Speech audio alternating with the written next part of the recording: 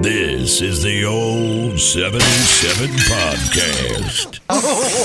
Thank you for listening to the Old 77 Podcast. Go Cardinals! Hey. What's your go-to?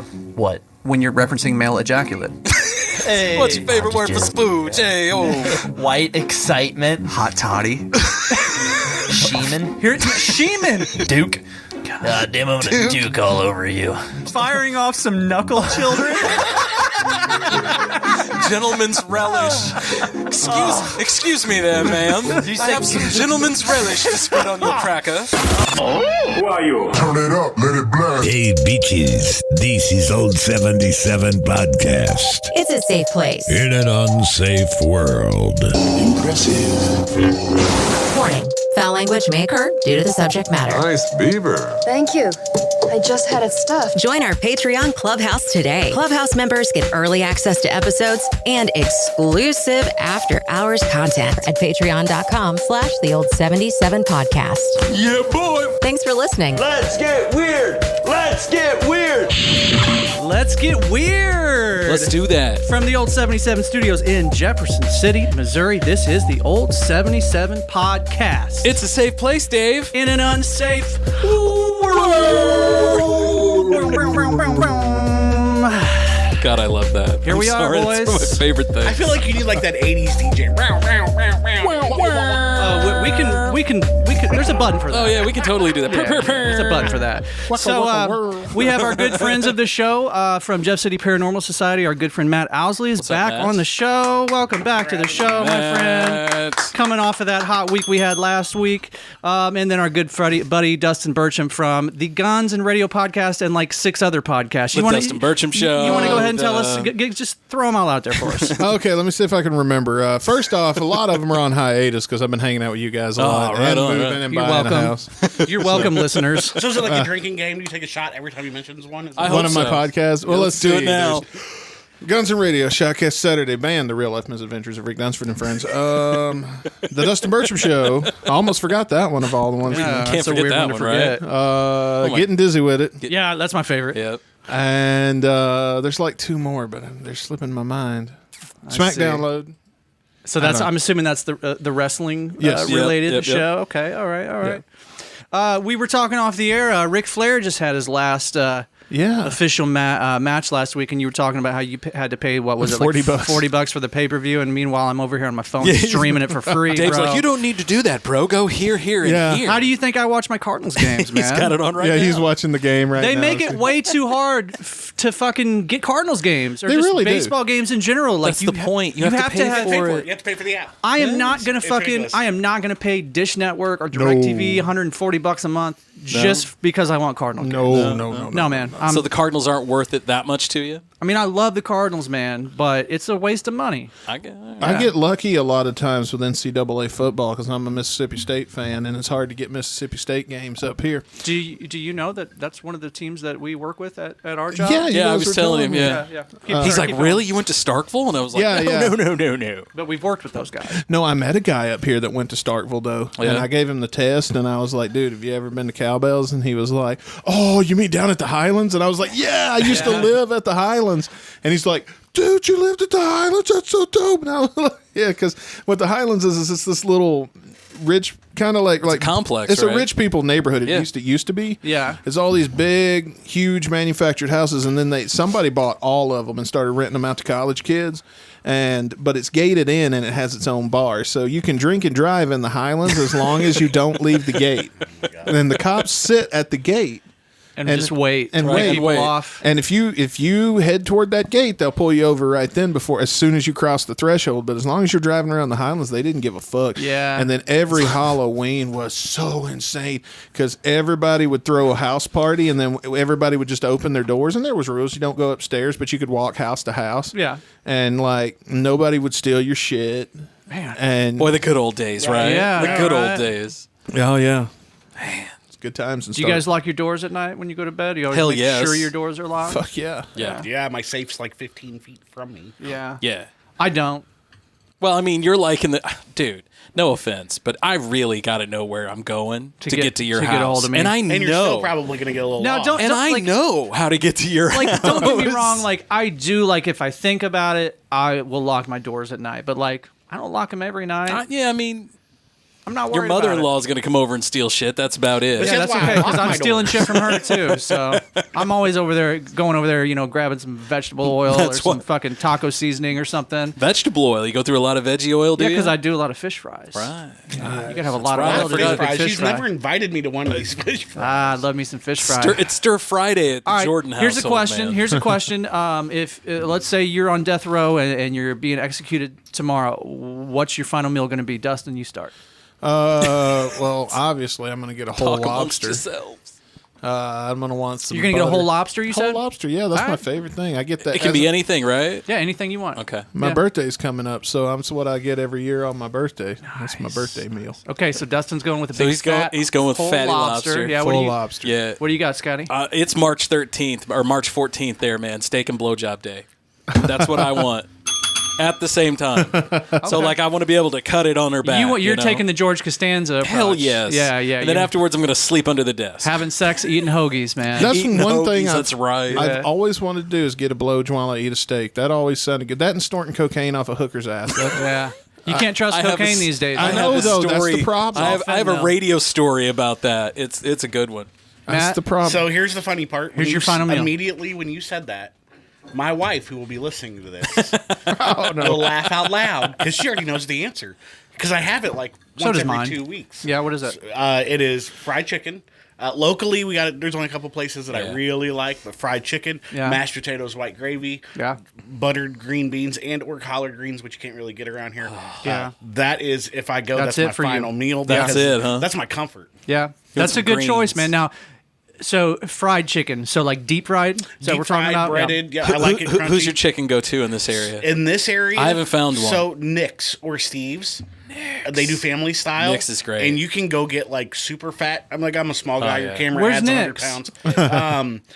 You can go out and do family style, and it's literally all you can eat for like $15. Where's Nick's? Yeah. So Nick's is on. Steve's is the one that's on.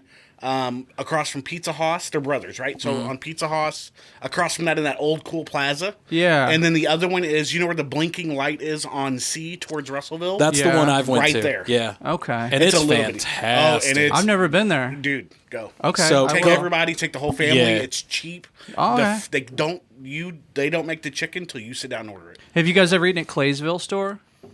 No, but I've heard it. That's the one in Hartsburg, right? Yeah, and that one's great too. Yep. It's home cooked fucking. Now, is comfort that in food. the old restaurant that was there, or is that in a? I don't know. I've had a big, huge front deck. This place does have a pretty big deck and a deck on the side, but I don't know. It's always been Claysville the whole time I've been going there. We go to the Pumpkin Festival. Yeah, And there used to be one in. Is it not Warrensburg? What's this for Westphalia? The Westphalia Inn. Westphalia Trading Company Inn. Okay. Well, they had a place called Westphalia Inn where you could go and get Yep. fried chicken and mashed potatoes and gravy, just straight. We're trying to get into that old building to investigate it. I'm just saying. Yeah, is there some weird shit that went down in that building? Yeah, one of the aldermen in Westphalia was like, dude, it's a very old building. So haunted. Yeah, it's a very old building. Apparently, there was a lot of shootings there back in the day. I got a weird. I will say this: the times that I've eaten in that building, I do get kind of a weird vibe when I'm in there. If you get a weird vibe somewhere, it usually means something. Yeah, I would think so, right? There's a house, I'll take my kids on the 4-wheeler and we'll drive down the gravel roads and stuff. There's this one particular house that we drive by that every time I would drive by it, I would look at it, and it was off from the road, so you kind of really had to look to find it. And every time I would look at that house, I just innately got this sense that there's some dark shit happening in that house. Well, come to find out, that house went up for sale recently. And somebody that my wife knows went and looked at the house. And they said when they went in the house, there were all these just like very disturbing phrases like written on the wall. And just like it was just a complete, just the vibe was like a just, hot no, huh? Like some very bad shit had gone down in that house. And I didn't know anything about it until after. But I picked up on the vibe, man. I know, right? Like you just walk into a place, look at a place, and be like, "Ooh." Yeah, that's a hot no right there. Yeah. I kind of believe in that from when I met Eric Greitens. Got a bad That's vibe, a hot no, huh? Dude, like this is before. Did he invite you to his basement? No, this is before we found out he had. Hell, I'd have went. Let's do it. Yeah, he didn't try to sex you or anything? No, dude. Tie you up? Dude, it was the weirdest thing. Did he ask you to cut his None hair? of that shit had came out yet. Did he ask you to cut his hair? None of that shit came out yet. And he came up and he was like shaking hands with people, and he started approaching towards me, and then something in my gut was like, and you were like, no. Was like, you ever met somebody you just don't like them? You just know they're a sleaze. They didn't do anything bad. They didn't do Not to anything you, at out of the least. way. Right. You know, like they were polite. You just don't like them. That was. I get that. And I mean, if you guys are anything like me, like usually when I meet somebody, I can tell very quickly if it's somebody that I'm going to be friends with or somebody that I'm just. If you get the weird vibe from the get go, chances are you should listen to that. So that's a skill that you can develop. So I'm sure it is. I recommend everybody in life be a salesperson for 6 months. Yeah, I did that because you learn real fast about people and how to pick up their their tells and their ticks and body stuff. language. And you could tell real quick if somebody's like a super tool or if they're cool or whatever. And I don't know. I think Greitens falls into the super tool category. He was a politician, Right. and he was a Marine. And a dumbass. Well, I mean... Well, Marine, dumbass. No offense. I mean... No, it kind of goes hand in hand. My grandfather is a Marine who... I mean, I get it, but... You don't have to be the smartest dude in the room. You just got to follow orders from the smartest And eat dude the in the red room. crowns. His crime was that a dumbass pulls. He was trying hard. I think he came in third in the primary. A couple weeks ago. Oh, the rhinos. The dude that me and Matt went to high school with, Lucas Kuntz. Whatever it was. You remember Lucas Kuntz? Yeah. So a dude that me and Matt went to high school with, Lucas Kuntz, he was one of the Democrats that was running. Yep. He got beat. He finished second to the fucking heiress of the Bush fortune. Yeah. Was who won the Democratic. He was the only primary. Democrat I have rooted for, and I'm not gonna be like, I'm not a Trump thump. It's not what I am, but I do lean more conservative. But like he's Lucas, one Democrat. Well, he doesn't. His political leanings are. He gives a crap about the people, and he actually cares about people. And he actually I remember how nice of a guy he was. He served in the school. military. Like he checks a lot of boxes, man. A lot of boxes. I Man, want you know him what? to keep trying. That's what we need more of, man. That's what I miss. Like back in the day when I was working commercial radio and terrestrial radio, like we would have local elections, and you would have Republicans, Democrats, Independents, all of them come in. All of them, it'd be like Susie took 5 minutes out of her job to come in and cut her political ad. You know, that the whatever pack is backing her. And she would have these fucking off the wall theories, and she'd be going off, but she was so polite and nice, and she shook the hand of her opponent, and they were, hey, we'll see you whenever, blah, blah, blah. Oh, yeah, and you could tell they were genuinely friends. Yeah, that doesn't happen. They could too have much opposing anymore these days. views. They could think completely fucking opposite shit of each other, but they were still friends. Yeah. So Lucas is one that I was when he lost. I was hoping, and I still hope, that I get to see his name as a mayoral candidate. 'Cause he lives in Jeff still, right? I don't know. So I thought he lived here still. If he does, I'd love to see him. I as have mayor. not actually talked to Lucas in many, many years, but I mean, I haven't either since. But he was always a solid dude. Big stand-up guy. Yeah. For sure. When is the mayoral race in Jeff City?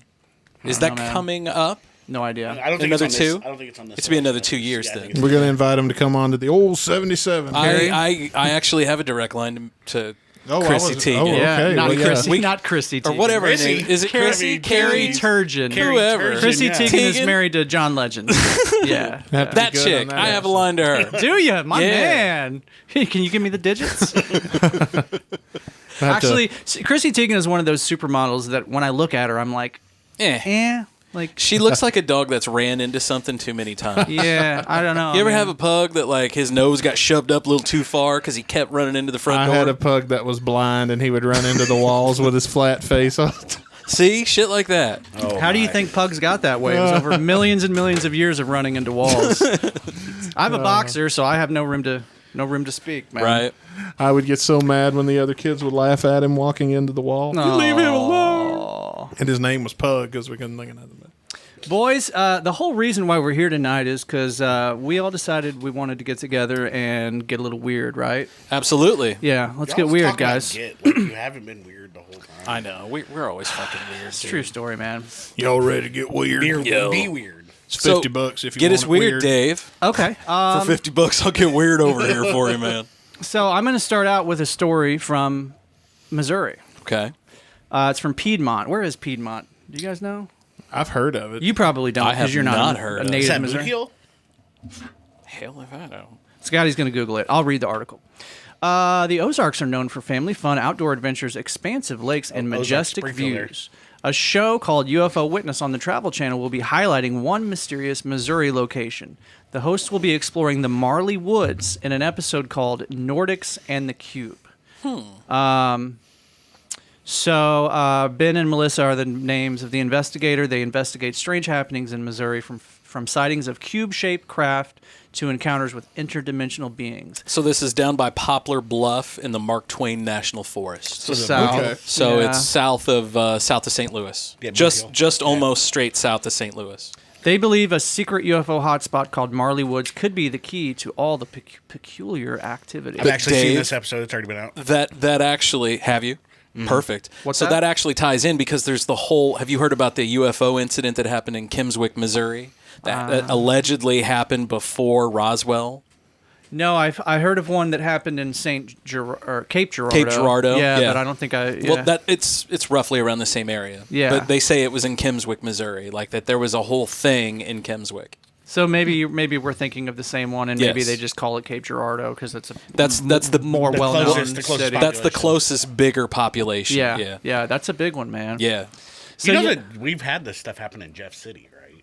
Well, like Documented Like UFO landings. No, I did not know that. documented. No. Yeah, so finish that.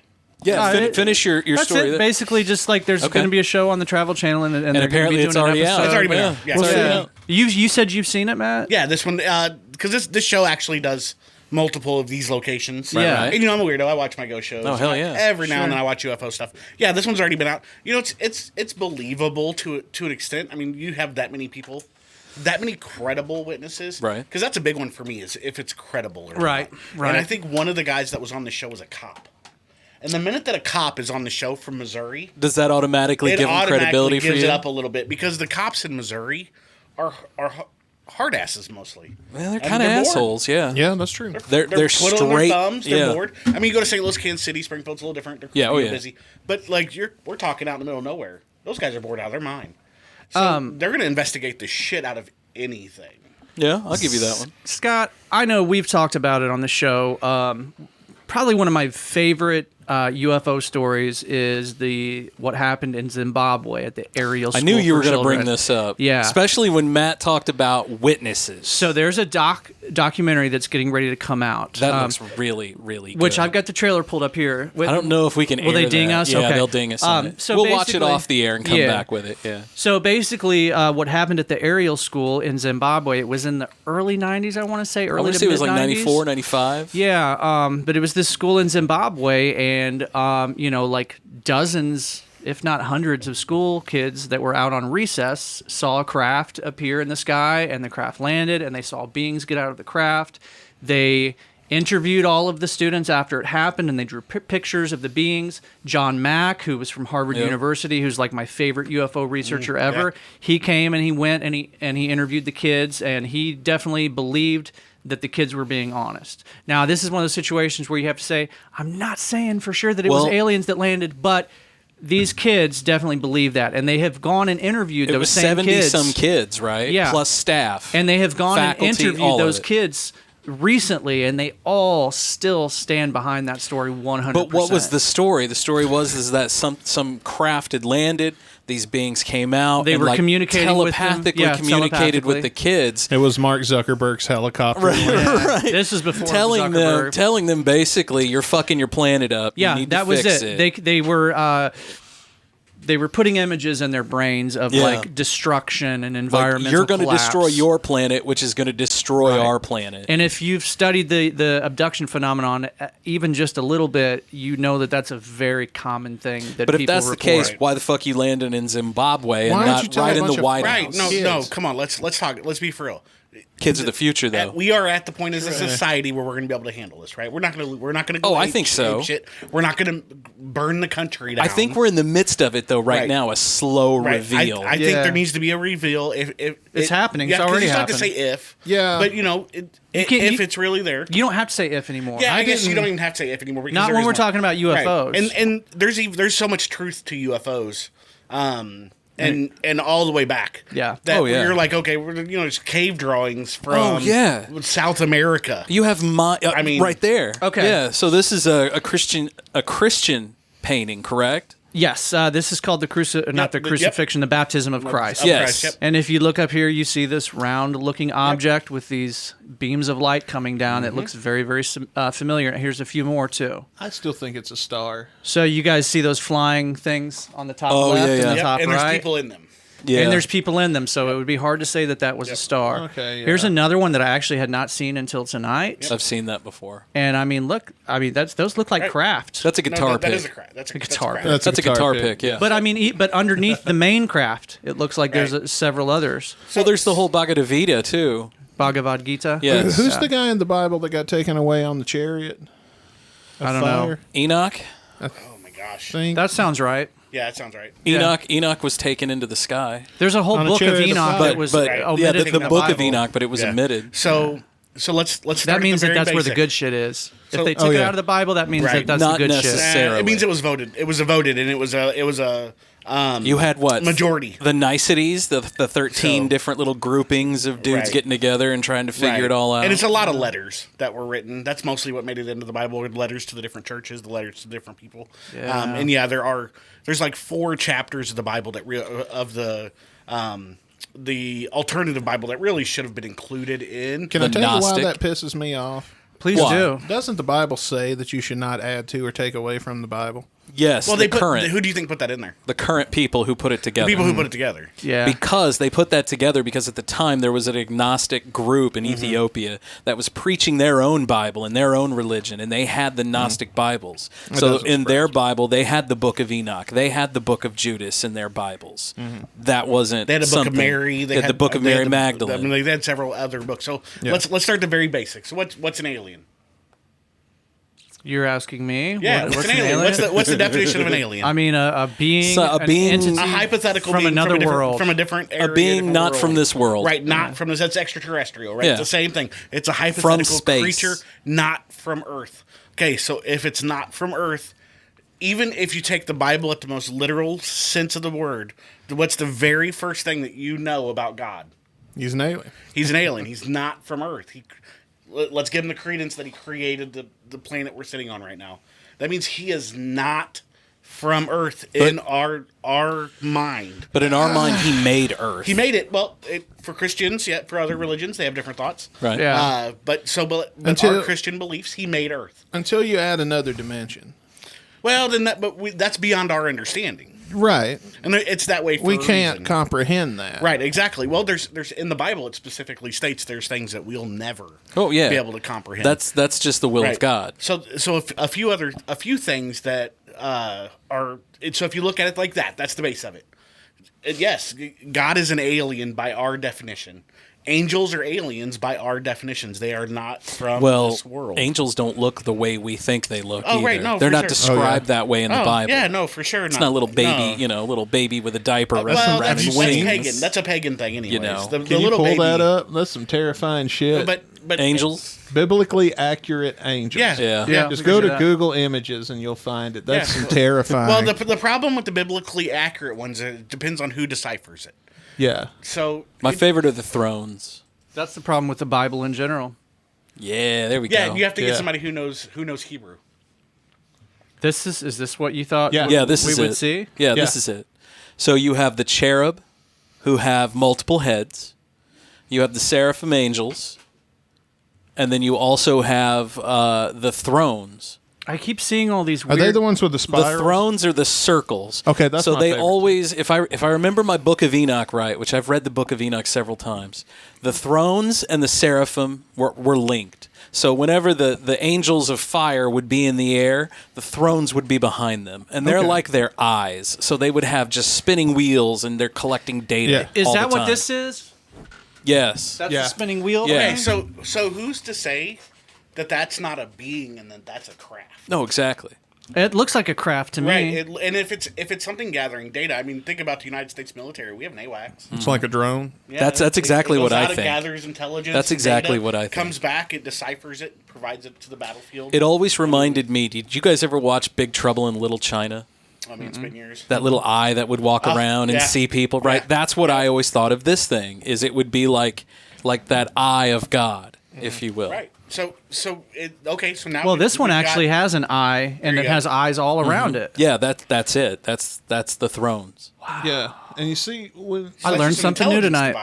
Like we were talking about the Chariot of Fire, when it's I don't know, 300 fucking BC, and you don't know any damn thing. For sure. Exactly. And the lights are shooting off of it. You don't know what an LED is. You don't know what a light is. Shit, man, you bring caveman today. This phone that's in my hand, if I would have shown you this phone 100 years ago, you would have believed it was magic. Right. You know what I mean? I think Tesla talked about this in the late 1800s. Right on the spot for that phone. Yeah, for it's sure. the same situation. So the other thing we never decipher. We had this discussion in a theology class. This discussion alone went for almost a month. Is our inability as humans to remember that the written language is not that old. No.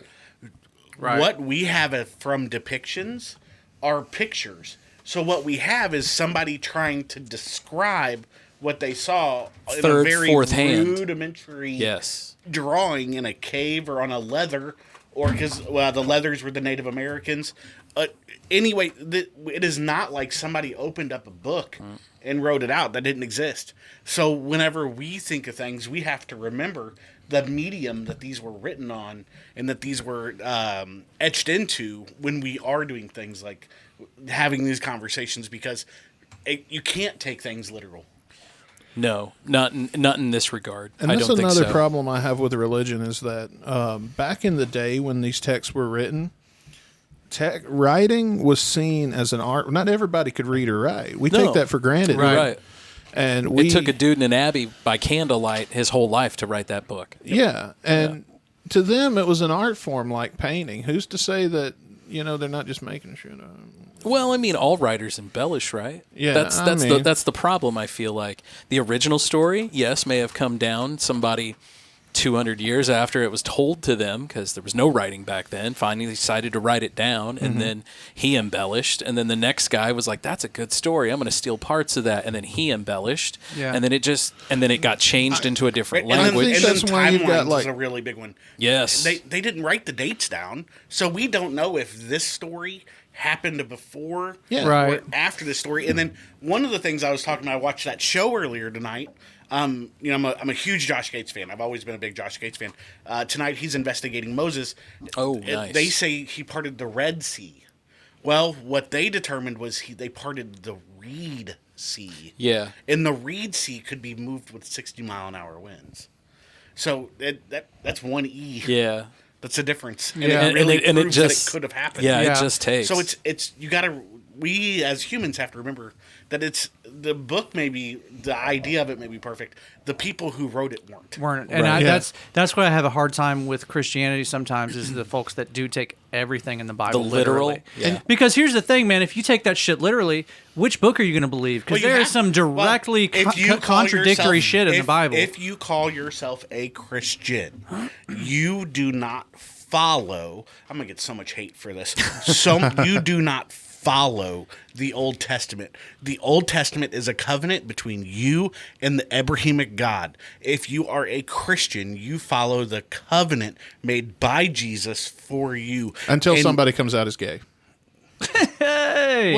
And then we go back to Old Testament. So what you have to remember is what homosexuality was stricken down for is that it was written in a letter by Paul to a church where it was a church that was being invaded by many different things, not just homosexuals. That was just one little aspect of it. And what he took was they took this one little snippet and they damned people using the Old Testament when they should not have. Jesus literally said that one act of love will cover a multitude of sins. Mm-hmm. He didn't say hang the gay guy by his toes. No, I know that. So that by anybody who damns somebody for a sin that they've committed, and even if you believe it's a sin or not. Oh, I don't believe it's a sin at all. That's an Old Testament idea. But even if you do believe it's a sin, aren't you supposed to love everybody? Love them anyways. That's the thing. Love them through it. No, you don't love them through it. You just kill them and let God sort it out. Look, man, that's Old Testament. You just now send you're them going home. Old Testament on it. Yeah, you just send them home. Yeah. I am going to say that I have a lot of gay friends. I really do. I support gay people completely, but I'll never love them through it. Don't get me wrong. When you say I'm gonna love them through life. You're not trying to love them through. I get what you're saying. I was trying to be funny. Maybe the joke didn't land. It didn't land. Yeah. It landed with me. I need a wah button. Can we get a wah button? So we're having this conversation, and I wanted to bring up a few different things in Scripture. So the first thing that I wanted to bring up was Hebrews, because Hebrews is old. It's in the Torah, technically, Old Testament. Hebrews 11, it really is, the whole idea of it is faith is the substance of things hoped for, but not seen. Mm-hmm. So we have to give a little bit of weight to what we think is there, because that's what we're hoping for. Well, it's hopes. But that's what faith is. You're faith keeping is something you can't see faith. Mm-hmm. It's a belief. It's a belief, exactly. So if we're believing, but back then it was also used as fear and controlling.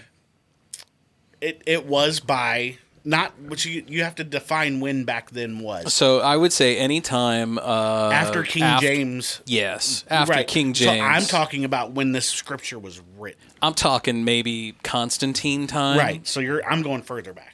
Even further back. Well, that's Old Testament. Okay. So that's when it's from. So I started pulling up a lot of different scriptures because were going to talk about if somebody's coming down on a cloud and there's fire, it's a spaceship. Oh yeah. Blah blah blah. So Bush on fire. Right. Well, I just pulled. We'll talk about that next. Yeah. And I want to also talk about that. I do too. Telekinesis and alternative communication methods, because those are all in the Bible. Oh yeah. So just in the words of God going down. So I would call God going down a being on a craft coming down. So just in Exodus, there's 7 references. There's references in Samuel, Psalms, Isaiah, Proverbs, Thessalonians, Hosea, Micah.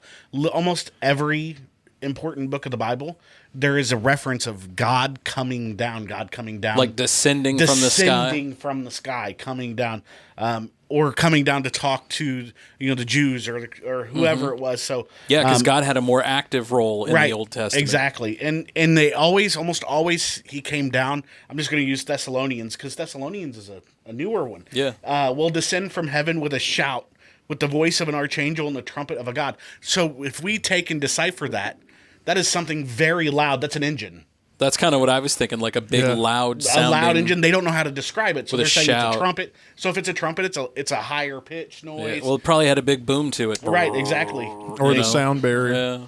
So there's multiple instances of that. Or the mountain shook. Yeah. Well, I remember those, yeah. So the mountain shook. It's the ground shook. Right, exactly. Have you ever been near anything when something flies over and breaks a sound barrier? Mm-hmm. That's what happens. Yeah, I used to live in central Illinois, and the National Guard would fly between Fort Leonard Wood and Springfield, Illinois, and they would do the sound barrier test every time. Yeah, make that loud right crack. over my house. It happened in Jeff City. I don't know, maybe a year and a half, 2 years ago. There was one. Yeah.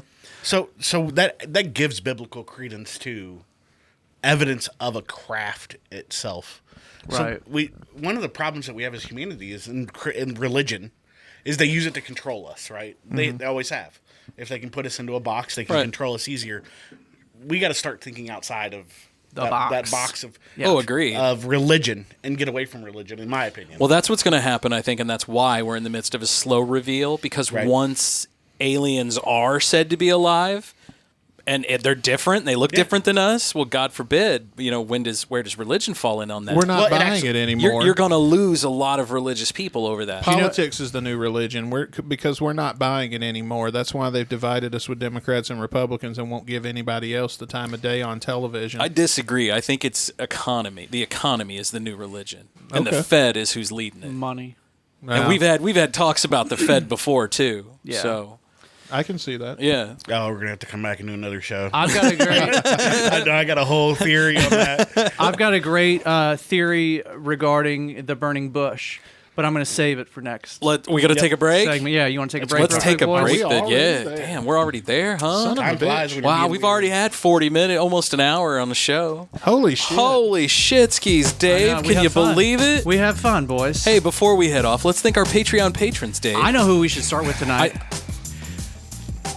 Biscuit Strength.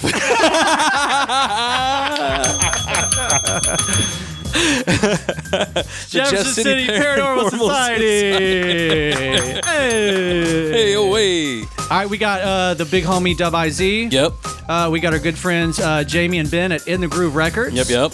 Who am I forgetting? JT? And JT, Paranormal Son. Yep, there you go. We need to get him back on soon, too. Absolutely. I need to talk to him, too, coming up. Yeah. So thank you, guys. We're going to continue to get weird coming up in the next one. The weirdness is just getting started. Oh. Yeah, that's how we do. Getting weird. We are weird. We've talked about religion. Up next, we talk about politics. Yay! Ding, ding. Just kidding. We won't. We promise. No, we've I'm not. joking. I don't Please don't tune away. Please don't. All right, folks. We'll be right back after this. Come back. Hear what we say. Yeah, you should do that. No sound of it. Oh, yeah. Hey guys, Scott here from the old 77. I just want to take a moment and tell you about Infinite Moment Photography. I was down at the Noreen Access a couple of months ago. I was shooting bottles for the Hot Wings Challenge. Went off without a hitch. Thank you. And a big thanks goes to this guy, Rob Schaefer from Infinite Moment Photography. Rob was down at the Noreen Access taking some pictures. He had his impressive equipment out, let me tell you. The guy's got this lens it's huge. You could zoom in on the Capitol. It's like spyware lens stuff. But he got some amazing photos. I saw some of the stuff he did that day. Walked up while I was taking photos of the bottles and said, hey man, I gotta know, what's this all about? So I told him about the Hot Wings Challenge.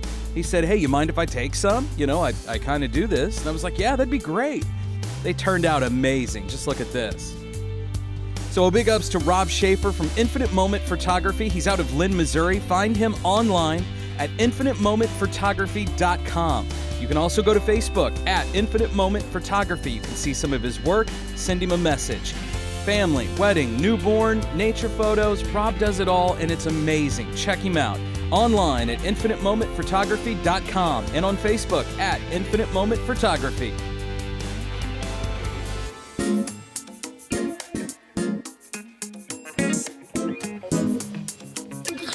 To the faithful old 77 listeners, here's a contest for you and you alone. Call the hotline here. 573-246-0779. And leave these guys a message of what the scariest place on earth is to you. And when you do that, you will be entered into a drawing that Scott and Dave are going to choose the winners of. Heck yeah. The winners are going to win 4 tickets to any of our regular ghost tours in downtown Jefferson City. These tickets are normally $20 a piece. Yes, I remember. So this is $80 worth of giveaways. Nice. Plus, the person that calls and leaves that message will win a free t-shirt. Oh, you mean one of these t-shirts? One of these t-shirts. Right. A bracelet, which is I survived the walk. There it is. There it is. They'll get one of these awesome Jeff City most haunted stickers. We'll hook you up with a whole swag pack. So swag pack. Yeah, definitely call 573-246-0779. Graphic. Oh, okay. Leave where the scariest place on earth is that you believe, and they'll pick a winner. Let's give it.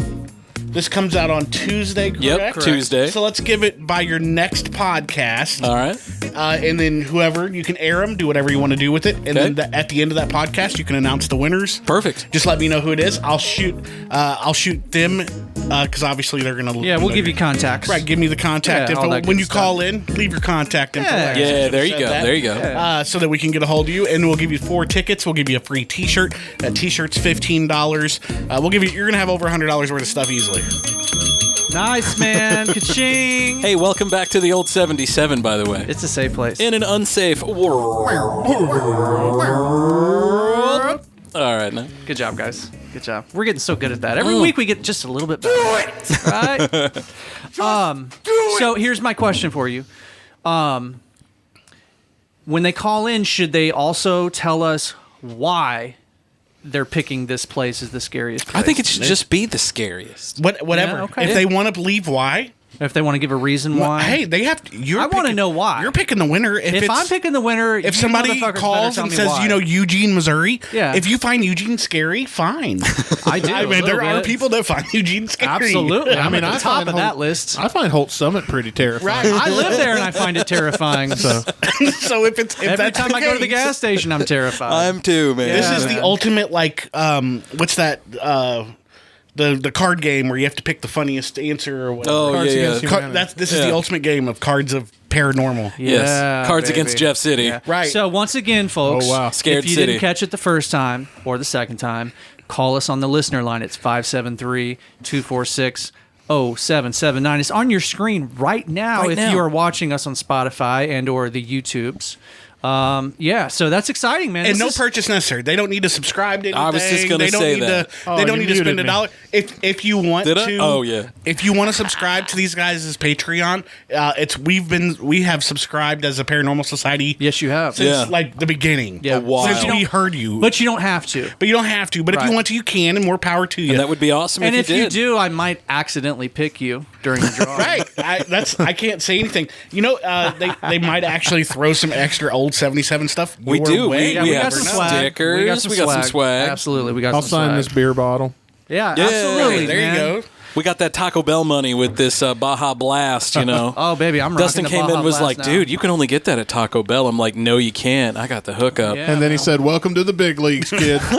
Since you got the hookup, Sweet Lightning from KFC. Oh, yeah. Have you had that? I have. Honey peach. That's yummy. Dude. That's yummy. one of the drinks? Oh, it's one of the Mountain Dew drinks? Yeah. Yeah. So we're driving through Mississippi. It's gonna make him happy. Oh, really? So I actually stayed a week. I stayed a week in Pelahatchie. Okay. So we were driving back from Pelahatchie. We get to about Jackson. Yeah. And we stopped at a KFC because it was on the ride back. And I'm looking at the thing, and it's like Sweet Lightning. I was like, oh, do tell. So I had to Google it because it didn't say what it was. And it's Honey Peach Mountain Dew. It's good. And I've I always been a actually peach think fan. it's the best Mountain Dew. I think it's better than this. Oh, the OG? yeah. Oh, yeah. Well, Mountain Dew's originally made to be mixed with bourbon, right? Yeah. What do you Well, mean it's called original? Well, no, Mountain Dew's original. Mountain Dew's originally made to be mixed with moonshine. Mountain didn't Dew know was that. a slang for moonshine back in the day. Right. And so Really? that's how it's. Yes, that's how I'm it's learning got its all name. kinds of shit tonight. Yeah, guys. and it's in its original form. It goes real well with moonshine. I've had it. You guys ready? Sorry, go ahead, Scott. It's got to have a lot of sugar in it, though, man. What's that? Original. Yeah. Yeah. You guys ready to get weird again? God, Let's get weird, again? guys. We never stop being weird. Let's get weird. I never stop. I'm get weirder. So how weird do you want to get, Dave? We were talking about the burning bush, right? Yeah. Okay. What's his name? Moses. Here we go. So there's a theory that the burning bush was actually an acacia tree. Okay. The acacia tree is has a very high level of the very psychoactive chemical DMT in it. So here, let me just give you a little blip. Since ancient times, the burning bush has been referenced as coming either from the acacia bush that grew in the region or the similar bush with scientific name Pagnum harmala. Both of those plants are very, very high in this highly psychedelic chemical DMT. In Islamic tradition, it is the latter, but in Christian and Jewish traditions, it is assumed to be the acacia bush. The acacia tree is the most mentioned species of tree in the Bible, it turns out. The Ark of the Covenant is also made of acacia wood. In either case, both species of tree are the two species of trees with the highest DMT content in the Middle East and are sometimes still used today for purifying it in illegal drug labs. So, just going off of that, what you're saying is they didn't see a burning bush; they were just high. No. There was a burning bush, and the smoke from the burning bush like lightning struck it. caused Gotcha. the psychoactive. Yeah, caused him to have his visions. The thing that DMT makes perfect sense. Yeah, well, dude. DMT is for the people who have taken it, because it is a substance that you can get. You can go through an experience. It's in almost everything on the planet. Right. It has at least some level of DMT. But you can do it, but in a more concentrated form, and use it as a hallucinogen, and everybody who uses it says it connects you to a higher power. Yeah, and everybody also says that whatever reality that you enter to when you're in that state is more real to them than this. Right. Yeah. And everybody also says that when they go to that place that they have the very familiar feeling that they've been there before. What's the name of this tree again, Dave? The acacia tree. ACACIA. Yep, that's what it should be. Okay. I found one about a Dictymnus albus tree. Yeah, I don't know. And this particular plant is extinct, but it produced an oil that would self-ignite. Jesus. No so wonder it's extinct. After they this, all burned down. after this oil, like after the plant would produce the oil, the oil like barn in a hay or like hay in a barn, it would just combust, and then the whole plant would burn. There are trees. And that's probably why they're not around anymore, to be honest with you. Like there's a tree that I pass every day on my way into Jeff City. It's a Mimosa hostilis is the name. That one has a very high content of DMT. Oh, really? Yes. Dude, see, I wouldn't even know this. Dude, DMT is literally like in every plant. That's my thing with psychedelics is and also your brain produces it. Your pineal gland produces DMT when you die. Yeah, sorry. That's why you see shit. Well, that would lead into something else. It's not just when you die. It also when you're born. Yeah, when you're born. Females when they're giving birth. So like traumatic pain. There will be an endogenous DMT release in the brain. Yeah, it's very crazy. I've always wanted to try psychedelics, but like it's not necessarily a choose your own adventure with LSD. No. I want a spiritual awakening because I feel like I'm very dead to that. Well, DMT is not LSD. It is two different substances. I've got a friend that is Mag, who is a firm believer in DMT, and he's been on it. He's done on several trips with it, and he's explained it to me. And you know, I'm an old school kid. I'm an 80s kid. I ain't gonna lie, I've done a little acid in my time. There was no higher power. For me, it was a mix of colors and shapes that were shifting and things of that nature. So it's two different. You didn't take enough. I took a little too much. See, that's the thing. Trust me. If he's seeing colors and tracers and shit, no, I feel like that's just what you see. I've been with those dudes. I was too scared to take acid back in the day. I took a lot. I took 3 double hits. Yeah, I had. So my friends that I'd hang out with, they'd take like 2-3 sweet tarts. You know, that's what I used to do. Because we knew a pharmacist back in the day. Same here. Oh yeah. Hell, it might have been the same dude. What was it here? Well, he was by state. I'll say that he was by state. You're not going to get LSD from a pharmacist, though. No. Well, mine wasn't a real pharmacist. This guy wasn't. Mine had a chemistry set in high school. Yeah. No, DMT, and I just to be clear, I have never experienced DMT. But it is magnitudes of degrees high, more intense than LSD. I would recommend reaching out to Mag. He will come on this show. That'd be cool. I know he will. And he would love it. Magnus is the dude that I did the what's the frog? I can't. Oh, Cambo. yeah, the Cambo Iuska. He does all of that, and he is he's not just just kind of a mid-level guy. He's really good at it. He's a higher level guy. He has traveled all over the country. He spent time in Florida, California. Well, Jesus, when Dave told us he was doing this, he's like, no, I got a guy, and I'm like, what? Right. You've got a guy, dude. Will the Skeptic has done this. Okay, so we should just explain for the listeners. Dustin, do you know what Cambo is? No. Cambo is this thing that a certain species of frog excretes. Okay, I've heard this. Now, this is not. It doesn't get you fucked up. It doesn't get you high. You're probably thinking of NN-DMT, which is a different frog that secretes that. Okay. Cambo is different. Cambo is I mean, it is psychoactive, but it's not psychoactive in a pleasant way. Cambo's what they give Buddhist monks who come in. They give them a good dose of Cambo, and then they send them off on their way, and it cleanses them of all their everything out of your system. But by cleansing, it really. Dave, how were you cleansed, Dave? It was not a pleasant feeling whatsoever. No, it's not pleasant. That's what everybody says. And like, to be honest, and everybody's experience is different, but like, you know, I was expecting the experience not to be pleasant, but I was also expecting to have, you know, benefits afterwards. And honestly, that was not my experience. Like, I definitely will not do it again. How many gates did you go through? I have the scars on my arm. I think there was 5. Oh, you went through 5. Wow. Yeah. So they take the secretion and they put it on at the end of a stick, and they light it on fire and they stick it right onto your skin. So it's kind of hard to see, but I got 5 little dots right there. Yeah. And that's how they administer it? Is that why they've got them on their forehead, the burns and shit? Yes. I mean, you can literally like apply Aboriginal. You can apply it to any part of the body.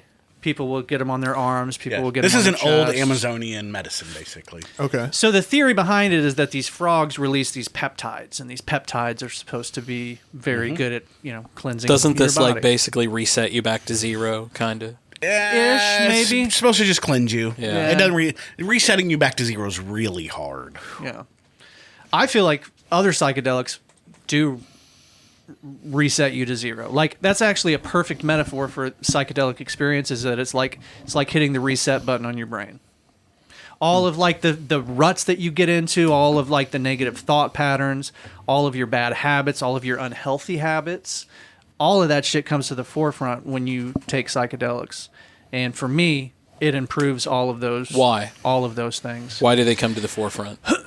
I can't tell you why, because I don't know why. So you just like microdose and immediately start picking yourself apart? Like, oh, I need to be better here, here, and here. For me, it's you with don't just ride the wave. For me, it's with a macrodose. It's with a large dose, and honestly, like those. I need a bigger one. Those effects usually begin happening after the trip is over. You have these long-lasting effects that stick with you long after the trip is over. And that's what I would be hoping for if I was going to do it. Okay, so Dustin, we are like literally like maybe 2 years away from you being able to go into a clinic, take a high dose of either psilocybin, magic mushrooms, or MDMA, also known as ecstasy, and you can sit there and have your trip with, a trained psychologist and actually work through all the shit that you're alluding to. We're very close to that. It should have happened, 50 years ago, but the drug war, they shut down all the research, not only on psychedelics, but on cannabis too, which is why we, still don't have a whole lot of good scientific information on it. So, yeah, man. That's actually a lie. LSU's been testing cannabis since the 40s. Yeah, but they grow shitty cannabis down there. Israel has been studying it for... So we studied a lot of cannabis. I don't know, man. I've studied a lot myself. Studied some tonight, bro. So here's the ready to crazy study part. some during the Bring it commercial back to break. the weird stuff. Do you want to know who continues to this day to pay for weed being Schedule 1? Fucking DuPont. Yeah, I had heard there was a connection with the DuPont. They are still lobbying. They are still scared. I can believe that. They have diversified their portfolio. All because of him. To a degree. All for hemp. All for hemp. It has nothing to do with cannabis. No. It was it's all hemp. Well, if Cannabis I remember is right, hemp. like the reefer madness and all that came about because big industry was scared It's not that big industry. hemp No, it was would take it away. No, it was DuPont. It wasn't just DuPont, though, dude. But DuPont's the one that paid for it. But DuPont at the time was big industry. They were the big industry, and they paid for it. There's actually Adam Ruins Everything. It was also William Randolph Hearst. Because DuPont came out of Hearst's stuff. Right. They were connected. Well, racism also had a lot. Yeah. Well, that's the tool they used to propagate the lies. Yes. They used two different forms of racism. They used racism against black people and against brown people, against Mexicans, because they would say either you're gonna get raped by a black guy or you're gonna turn into a Mexican. Which either one, whatever, is not gonna happen. If I thought I was going to turn into a Mexican, I would take this drug immediately, right? If I thought I was going to turn into a black guy, I'd take this drug. I always like, you ever been to the bar? Kids today would. You ever been to the bar and that black dude comes in and he's got blue eyes and you just know you ain't getting laid in this bar now because that dude's in here? Because that dude's going to take pick of the litter. Okay, so here you go. Just not going to be so picky, man. Come on. Put me up on the screen, Scotty. Oh, I'm sorry, bro. No, you're good, brother. You're good. So I got an article about the DuPont family and cannabis, because this is, some of this is new to me too. So this guy, Dwight K. Blake of American Marijuana, an organization dedicated to medical cannabis education, indicated families of wealthy and powerful businessmen and newspapermen were threatened. So the newspapermen would be William Randolph Hearst. Paper. Yeah, we're threatened by the growing use of cannabis, especially the DuPont family, who originally made their fortune from gunpowder. It was further reported by Project CBD that the DuPont company was developing synthetic fabrics and had to compete against hemp. Many hemp insiders, such as Jack Herrera, author of The Emperor Wears No Clothes, great fucking book, a book detailing this conspiracy, believed it was a powerful group of American industrialists, including the DuPont family, who wanted to demonize the hemp industry in the 1930s. Yeah, 100%. That's the only reason why hemp I was going to go with money. Is one company. Yeah. Essentially. Yeah. And it's the same thing they're trying to do with kratom, which we talked about 2 episodes ago. There was a state today that ruled that Delta 8 is legal. There's a state Supreme Court. Wisconsin, I want to say, but it's the first one because there's several lawsuits across the country. Oh God, where they're trying to ban it. Where they're trying to ban yes. it, and they came out in the state Supreme Court said that they have shown that it is from the hemp plant. It is not a psychoreactive drug, and so it is psychoactive, but it's not a psychoreactive drug, or whatever terminology they use, and because of that, it is legal. Well, I was reading that right before I actually came over. But it's legal. It's legal everywhere anyway. Right, but there are several states that are trying to ban it. It's a derivative of it. So it's the whole. It goes all the way back to the K2 thing, man. So when K2 came out, all they had to do was just change one molecule in it. Right. They just still do that. One little thing, and they would just keep them running forever. That's what they do. So now the government thinks everything that comes out is K2. Yeah. Yeah, you can get on the internet and order. That's why it's illegal in probably 90% of the states. You can order analogs of drugs like LSD. Marijuana is illegal in 90% one molecule, of the states because one of little racism. thing different here, but it still is all the South. Psychoactive. I would almost guarantee everywhere. the South 100%. Marijuana is illegal everywhere because of racism. No other reason. That is the reason why that it has the bad demeanor. It's the reason why it has a bad word, and that's because our grandparents grew up being told that they are bad people and everything is bad. Yes. I'm not going to say that was the only reason. When we are grandparents' ages, it's different. But it was what they used. No. It was what they used to motivate people to believe that it should be illegal. Well, obviously, an industry killed it, but they used racism to do it. Yes. Blatant, explicit racism. Yes, no, 100%. Well, that's because we were going through turbulent times, the 50s, 40s, 50s, 60s. No, this was in the 30s, bro. This was in the 30s, I'm just saying, though, the times were changing at those times. Yeah. Well, right. Well, segregation was starting to really go. The North was fully segregated. The South was having to start, but they were still using that fear to stoke things. You know, this is the Jim Crow era. Exactly. And you're hearing that out of I'm a Republican basically, and I fully believe that. Yeah, to be honest with you, I'm kind of surprised to hear you say that. Marijuana needs to be legal. We had an article or an argument about that at the poker table last time we did a poker game at Allen's, and it was me and Will.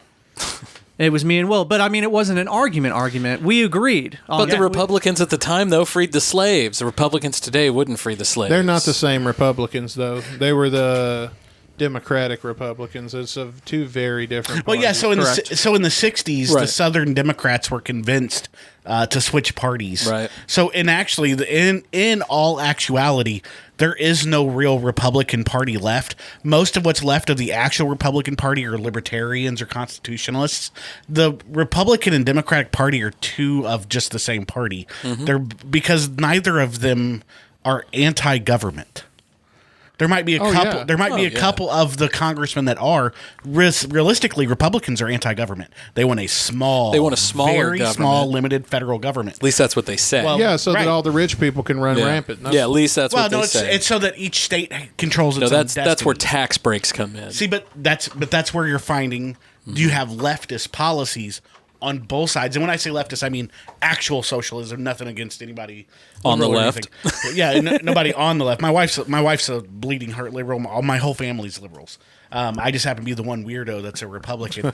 But you're the Alex P. Keaton of the group, right? But I'm an actual Republican. I don't believe that IRS needs to go away. Department of Education needs to go away. Taxation is theft. Exactly. That's for sure. Until the IRS was invented, how did we pay for shit? Yeah. We didn't have roads because we were wagons east. No, we had roads. Yeah. States paid for them. Yes and no. States and counties paid for them. Well, I have family that were road engineers. Yeah. Why can't we just go back to pre-Reagan days where businesses they have a tax incentive to spend more money, pay your workers? Because back in the day, before Reagan, if you made so much money, it put you in a higher tax bracket, so they would spend a lot of money to stay out of that tax bracket because it was cheaper to pay your workers bonuses and a living wage, and we all had nice houses, and we all didn't hate our lives and jobs and want to kill ourselves all the time. Right. And then Ronald Reagan came along, and he started that trickle-down bullshit. And well, you can thank Wall Street for that. Yeah. Hey guys, nobody's gonna stop it. Anyways, back to weirdos. Hey guys, Yeah, weirdos, let's yeah. get weird for a little bit. We're gonna have to do like another podcast here. Okay, Oh, dude, I love these topics. By the way, I don't get mad at politics. I just love it. It's a fascinating topic. And nothing I say is ever offensive. No, it's not. No, nothing is said offensively. Yeah. I agree. Yeah. There's nobody in this room that I feel. Everyone at the end like of I this show avoid should a be able to get conversation up. with about Right. that Should be able stuff. to get up, have a beer together, walk out as friends. You know, absolutely. Well, that's why I think I'm comfortable enough. That was the talking great thing about this. Maddie when Maddie was still with us. Moment of silence for Maddie. Okay, so there's a new show. Sorry, that was me. There's a new show coming out on Fox Nation. I'll forgive the fact that it's Fox. Too late. And it's called Alien Abductions. They're doing a whole series about abductees, which is interesting that fucking Fox is doing that, right? Huh. Yeah. So Fox News. We don't need to talk about Fox News. News. Is Trump's mouthpiece. However, Fox Nation, it does actually have several new shows coming out that look like they're going to be pretty good. I mean, I like Family Guy, and that's on Fox. That's on Fox. Yeah, and I like watching baseball, and that's on Fox sometimes. Fox Nation's going to be like very kind of like that documentary kind of style. Okay. This is one that I'm excited to see. I mean, Jeff City. I alluded to this earlier. Jeff City has a UFO landing that is documented here in the 1960s. So, get up closer to that mic. Man. Let's hear that. I'm going to give you this because my mom was actually could call in and give you the story. She was there. Oh no! So my grandfather, who was a Marine, good, and he was like a hardcore Marine, like live die Marine, eat his red crowns. He was a Marine. So he actually confronted this with a shotgun. So what happened was my mom grew up on Pierce Street. Pierce Street is over by Riverside Park. Okay, I was just going to look that up. Riverside Park is on the bluff above the Missouri River. I used to live right off of Pierce Street. So he lived all the way up top on Pierce Street on the corner. The house is actually still there. So this happened, I believe, in the mid 60s. There was 2 Jefferson City Police Department officers, 1 Missouri State Highway Patrol officer. When our airport had an operator, because it did at the time, they saw it, and 2 school teachers saw this object fly from where the power plant is now. Okay. But it wasn't there then, and it actually landed close to where my mom lives. My grandfather, she described it as... and I'll tell you a little more about my grandfather so you can understand how believable it is. My grandmother took my mom and they hid. My grandfather grabbed his shotgun and as many shells as he could handle and went out his back door because it lit up their entire house like it was the middle of the day. It was midnight. Oh, Lord. That's cool. So it landed in an alley kind of behind their house.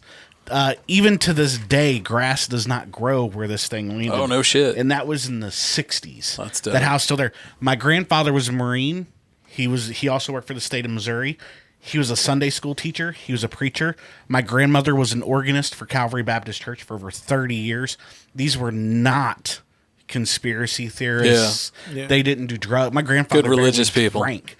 And so for them to tell, like for me to hear that story, there's credence behind it. So my mom was like, this happened to me when I was a kid. I want to know about it. So she went to the library. She hit the book so hard. She went through something like 40 books, microfilm. And she actually found over 10 people that all corroborated this one night. Wow. She knows the exact night. So whenever we talk about aliens, I actually believe in aliens. I believe in UFOs because my mom had an experience. And that's a first-person story to me. Right. Put me on the big screen, Scotty. You got me up there? Yeah, man. Oh, look at that. So this is from the Missouri MUFON website. Yeah. Mutual UFO Network. MUFON. So this is we do not have time for me to read this whole thing on the air, but this is a documented UFO landing in Columbia, Missouri in 1973. Tells you where, and weather it's very conditions. in depth. Like it's got the names of all the witnesses, what their jobs were. It looks like it was a man and his 2 kids, 1 daughter and 1 son. And do you know the gist of it? This is the first time. You've seen it. Yeah, because when you were talking about the one landing in Jeff City, I tried Googling UFO landing Jeff City. I didn't find anything for Jeff City, but this Columbia example was the first one that popped up. But basically, I think the gist of it is that these 3 people saw it, and it landed, tapering to about 2 feet off the ground. Actually, it looks like it landed right outside of his house. Yeah, kind of like what you were just talking about. Yeah. So did your grandpa go running outside with the shotgun and the light? Get out here, alien! Yeah. Well, no, he went out to go fire a shotgun. My grandfather was a sharpshooter. Yeah. Okay. So when he was in the Marines, so when he picked up a gun and he aimed it at you, when was this? So according to my mom, it was the mid '60s. Okay, so it flew off and crashed in Roswell. Absolutely, absolutely. Shot the pilot. He did not shoot Confirmed. anybody. He never got a shot off. So he wanted to, but what he told my mom was when he went out there, he froze and he was not able to move. A trained Marine who came outside with a gun, pointed at something, could not move his Said he fingers couldn't move to pull the trigger. That's interesting. And then it disappeared and he was able to move again. Typical. Seriously, typical of people when they come in contact with these things. Yeah, and he said it was forced. Like it wasn't that he was scared. He couldn't move. He could not physically move. They are doing. I forget which university it is, but they are actually actively studying people that have come into close contact with UFOs because most of them have neurological damage, things like that. I bet would bet a higher increased rates of cancer as well. Well, that was a part of the radiation. That was a part of the government study was the after effects of exposure next to these crafts and or beings. Yeah. How do we know it's not the government testing something on because the behavior of these machines is like fucking way beyond any shit that you ever heard of Bob Lazar? I mean, that's what I would say too if I had this technology. It's way beyond me. Wink. Right. No, I mean, but have you ever heard of Bob Lazar? Don't think so. So Bob Lazar is this guy who just out of no fucking place came out and said in the 90s, I worked at Area 51. It was a different name. There's aliens here on this planet. I worked on a alien spacecraft. He went in description and detailed it. Said it looks just like the old ones that you always say that I modeled this one after that. Yeah. Said it looks like the old style. He used to call it the sport model. He called it. Well, he said there was 4 of them. There was a sport model, one that they had rigged, another one. But the thing that I always got from it was he said that none of them were like they were all found. That all these craft were found in like archaeological expeditions and things, and that's all they would tell him. That was and what like he was under he the had one guy that was his confidant, and he would work with. And their thing was that they were working on this. It was a ball, he said, basically. But when you put power to it and you turned it on, it would hover. And it didn't follow the basis of normal physics. Like normally, the way he described it was as if you have like a couch and you put a ball on it and you push your finger down. That's what this stuff did. It would push down reality and then you would follow into it with the craft. So why do we go to aliens though? Why not time travelers? Maybe this is what they do in the future is they come to the past and they fly over and look at how we used to live, and then every now and then a tour bus crashes. Well, I was going to say, who's to say that this isn't us from the future? Did I not just say this? Hold on. Yeah. Did I just say this at our last? Yeah, you did. You did. It's a very popular theory. How time is a man-made object. It's a very popular theory. Yeah, it's a man-made construct. Oh, yeah, you did mention that because I was listening to that and I was thinking, because like my religious belief is some of what I've learned, some of what I've just made up, and then some of what has come up through science. But that's how religion is, though. Absolutely. And one of my beliefs about God, going back into that again, is that if a being is omnipresent and eternal, who is to say that omnipresence is only physical and not related to time as well? Oh, okay. And all the shit is happening at the same time. Doesn't exist time. Right. So the same way. Nail on the head. So y'all know my wife, Medium. She didn't say this when she was here because she doesn't want people to think she's crazy. I love you, Jacqueline. Don't kill me. She's not crazy. So the way she explained it to me was that our energies, when they leave our body, they go up and they become one with a main source of energy. Yeah, that makes perfect sense to me. And all of them are connected. You become pure consciousness. Right, with it. So who says they're in a centralized being? It's like an AI almost. Or something. I look at it as like running, like an automated running system. And we're not just an aspect of it. I look at it as like we're in a big fucking ocean, and our lives are those few little droplets of water that have separated from the mass of water, and they float in the air for a while, but eventually that water lands and it goes back to where it came from. Yeah. Well, I've told you my theory, man. You know, we're all floating in our own little bowl right here, and when we pass, I feel like we just go back and get absorbed into the bigger bowl. Which is basically what he just said, and basically and then what I just said. just pours out into the news. I think what she said, I'm pretty Yeah. sure the way she explained it, and Jacqueline, if I'm mistaken, fix it next time I'm here, but like rings of a planet. Mm-hmm. And she said it's kind of like we our energy becomes like a ring to a planet. And everything is connected. Like, you know what I know what Dave's thinking and what Dave's been through, and Dave knows what I'm thinking and what I've been through. So that goes back to the we're all the same person. Yeah. Right. Theory. Well, Yeah. dude, once we pass. You know about that. Okay. Yeah. Oh, yeah. The egg theory. Where you die and you like reincarnate in the past as somebody else, and then eventually you jump all over the place. And when you ask why am I going all over the place, it's like, well, you are all you're everyone. Yeah. And the reason that you're that way is because you were all fragments of a God. And when you come all together and you've lived everything and you've learned everything, you ascend to a higher plane. God said I made you in my image. Right. What do you think about reincarnation, Dustin? Okay, I'm very skeptical about a lot of things, hence why I said I would like to have that spiritual awakening. Sure.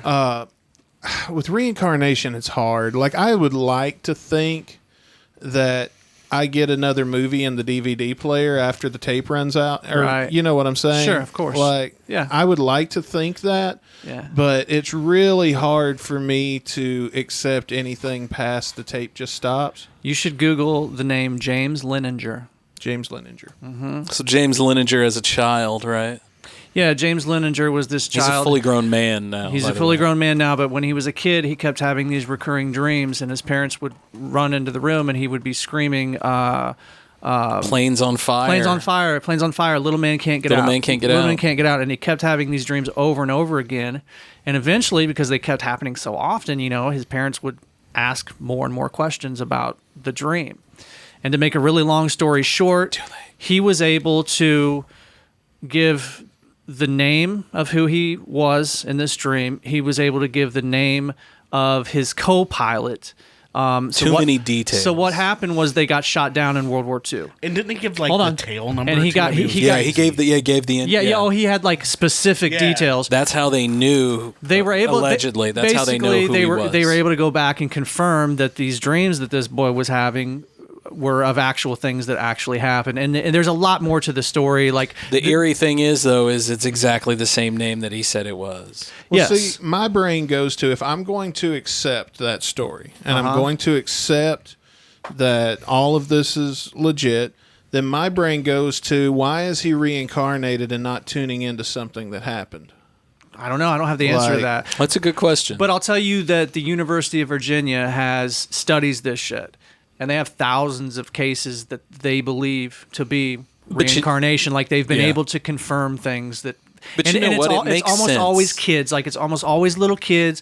They will have dreams. And then here's the other weird thing about memories with reincarnation is almost always when that kid grows into an adult, those memories start to fade. Yes. And they're no longer with them. Kids say a lot of wild shit. Sure they do. I mean, even a broken clock's right twice a day. Sure, but kids are also, their brains are a lot more elastic. The older we get, the more rigid they become. That kind of makes sense to me in a way, Yes. and I've never told this to anybody before, but when I was a kid, I remember seeing things, especially at night. Yeah. Yeah. And that did go away, because I remember, this is going to sound... Do you remember why it went away? It won't sound crazy to me. I can tell you why. This is going to sound still. Let me tell you about this. Let me tell you about the bear, because it was a bear. All right. And all I remember, I barely remember this. This is like sleeping with grandma in the same bed age, little. Yeah. And there was a bear that would walk around the house, and he looked very friendly.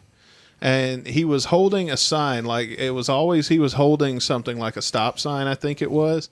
And I remember... That's all it was just a bear, and he was holding something, and he would be walking by the room. And that's literally, like, I can see it in my mind, remembering it. Yeah. Like, I can remember Did it look like a real bear?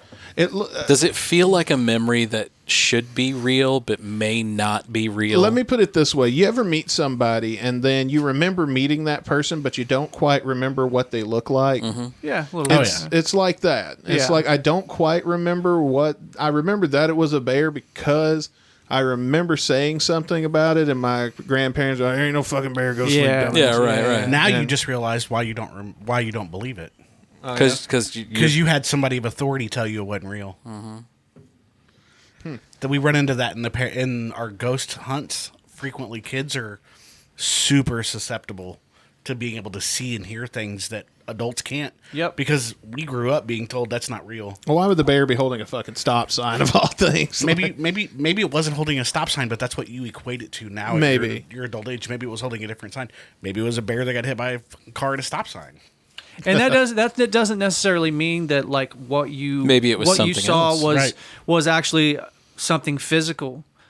It could be real on a different level. Yep. You know what I mean? And that's what I think a lot of the UFO phenomenon is I think that I honestly think that whatever this technology or this intelligence is, I think that it's able to blink in and out of our reality.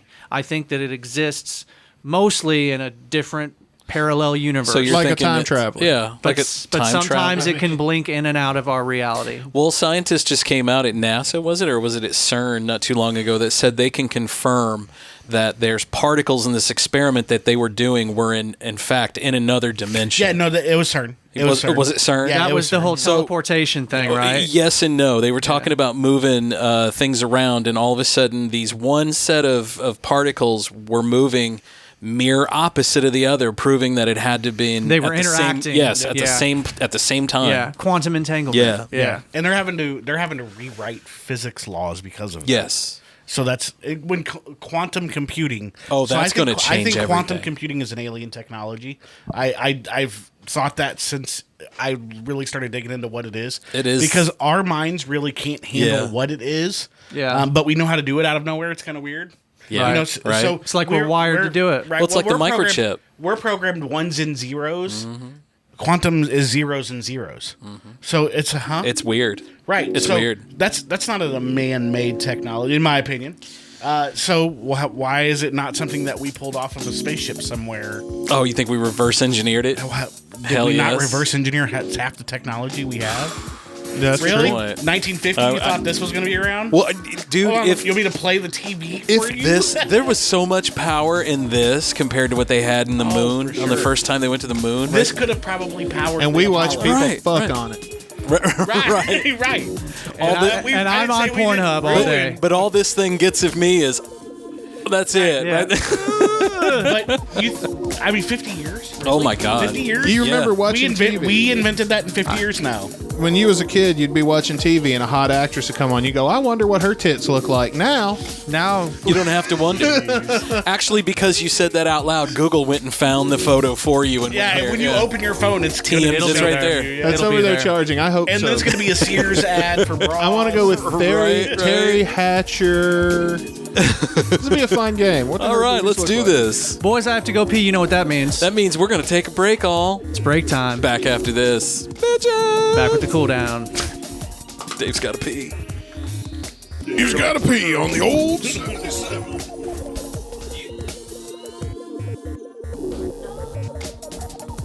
Hi, friends. It's Lester here. Let me ask you a question. Has this ever happened to you?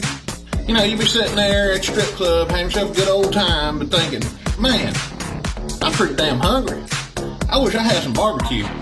Well, hell, come on down here to Lester's. Because at Lester's, when the girls ain't dancing, they in the kitchen making the best Tennessee barbecue. And I want you to look how good that is. So if you and your buddies think you can act right, then come on down to Lester's Barbecue Strip Club. Open 5 nights a week, right here in downtown Memphis, baby.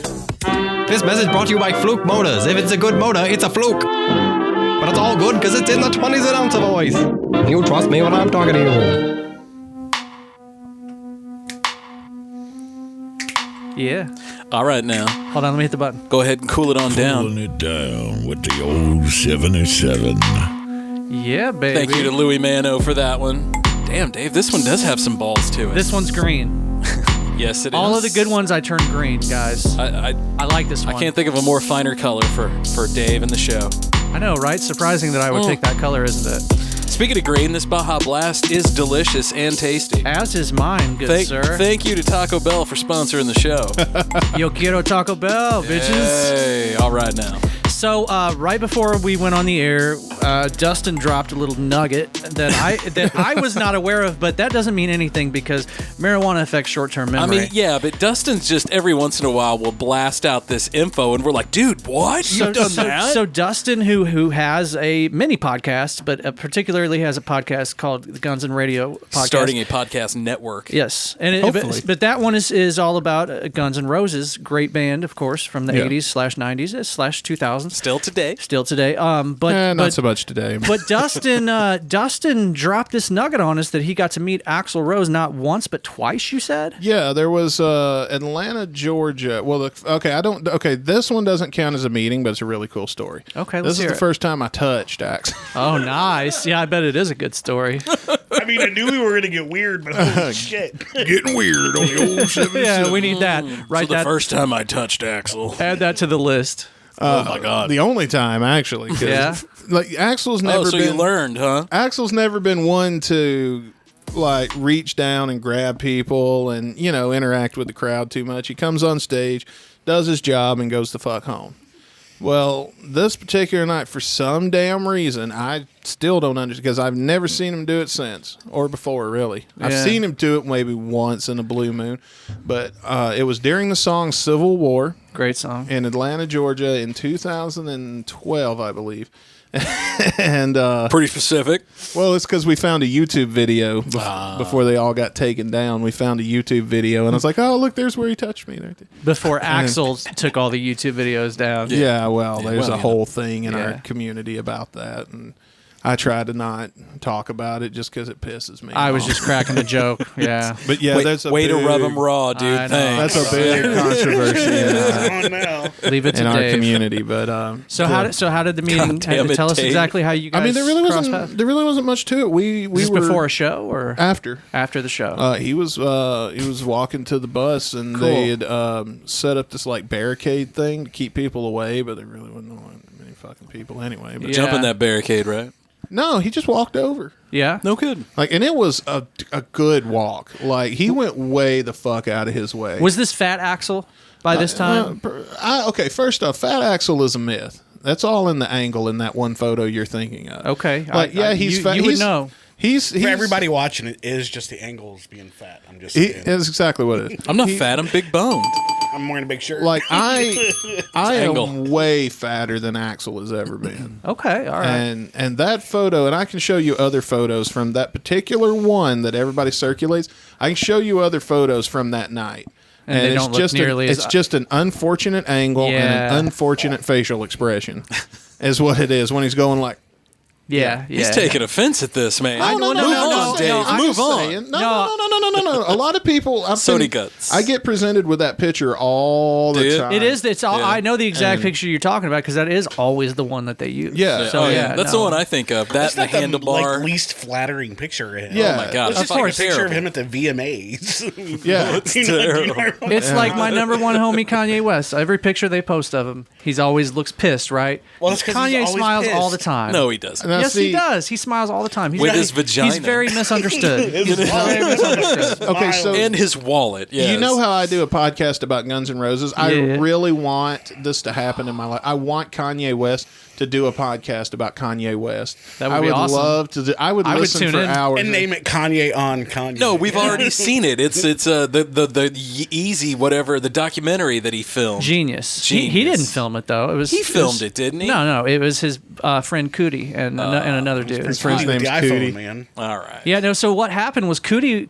had this channel in Chicago called Channel Orange where he was covering hip hop stuff back in the day, right? And way back in the day in the 90s. Yeah. And Kanye was at some far. party. He was at I think it was a party that Puff Daddy was holding because Kanye contributed a beat or whatever, and so Cootie met Kanye, and that night after he met him, he decided, fuck that, I'm gonna follow this dude around. Jeez. He made a bet on him, and he was right. Yeah, he was right. I didn't know that. Yeah. I thought it was all Kanye because the thing that I always laughed about was Kanye promoted a Kanye video whatever thing about Kanye. Of course he did. He actually didn't promote it at all. Like, that's the most fucking Kanye thing I've ever heard. In fact, he almost told them not to release it. I'm amazed he didn't dig his mama up. She fucking promoted it. He did the opposite of promoting it. I think he basically tried to have them not put it out because he was unhappy about something. Imagine that, right? Yeah, right. Oh, and Kanye is hip hop's Axl Rose. Yeah, yeah, in a lot of ways. Yeah. I mean, he's like the true rock star of the 2000s. Although Kanye hasn't been working on an album actively for like 10, 15 to 20 years. What, an actual that's not true, dude. Well, he did for a while. He just released it. He just released an album last year. We watched the release party over here. Isn't he working on Chinese democracy too? He's a hell of No. He puts out an album usually once every 2 years. Remind me, I'll show you that album sometime. Right. That motherfucker was recorded in 1999. Yeah, I was gonna say that whole thing though. That's the joke though that runs around in movies like Dewey Cox, you know? Yeah, sure. Because they're sitting there and they're like, "Oh, do you hear that goat in the background?" Or "I need an army of didgeridoos." Yeah, yeah. You know, that fucking goat gets more screen time and play time on this album than I do. There's a lot to that Chinese democracy story that people don't know when you really dig into it. I feel like a lot of that was Axl was pissed. And just trying to get out of a contract or something. He was sitting around with his thumb up his ass because somebody pissed him off, and that's why. And today, he hasn't released. He's released 2 songs last year. Out of the blue, we had a midnight goddamn podcast because we all had to get out of bed. I was in my underwear, and we had to do a live stream because. They were put out a new song. Yeah, they were releasing Absurd, and then about a month later they did it again with Hard School. But we got about a day's warning that Hard School was going to drop, so we pre-taped the live thing because we already had it years ago. Nice. That worked out nicely. Yeah, you know. Yeah. I mean, okay, I will say we didn't have the version that released. But about 2 or 3 days before the release, one of the listeners sent it to us. So we had it by then. Yeah. Yeah. And that was pretty cool. Fuck yeah, man. Fuck yeah, it is. Yeah. That's why I need to do a Kanye podcast. No. So I can get some early releases. I would love... I like... Let me see. How do I word this? I like the idea of the guy... that's just like so full of himself that it's comedic. Like that's what I love about Kanye West. I love Kanye because he's like a glitch in the Matrix, man. He's like the guy that shouldn't be there, but he's there. Everything exists to me in circles. Like you can hate somebody so much that you love them. Yes. And I feel like that's what I feel like with Kanye West. Like everything about him is just so something I would hate as a quality of a person. Yes, of a person, but like as an entertaining human being, he's fucking entertaining as fuck, man. Like he's very fun to watch. I know. That's what, and it's like I said this before, probably on this show. Something can be so cheesy that it loops around into awesome, like John Cena and Hulk Hogan and Adam West Batman. Sure, of course, yeah, absolutely. I agree. Adam West Batman. 100% agree, man. I fucking love Adam West Batman. Love me some Adam West Batman. Love me some Adam West, mayor of Quahog too. Quahog? Quahog. Quahog? Bro, it's Quahog. One of the last animated shows that I really watched. Yeah. Although I'm a big fan of Big Mouth. You guys ever watch Big Mouth on Netflix? Oh, it's so gross. I hate it. I love Big Mouth. It's so gross. I'm going to incorporate some sausage party into our next billboards, guys. Just so you know. Yeah, it's going to be awesome. Sausage party's funny, yeah. I love sausage party. Oh my god, that movie was so fucked up. The douche, one of the greatest characters in all of comedy. I'm a douche. Little known fact, Matt Francis can completely do the douche voice. Oh, well, I totally... And I buy it. Yeah, I totally...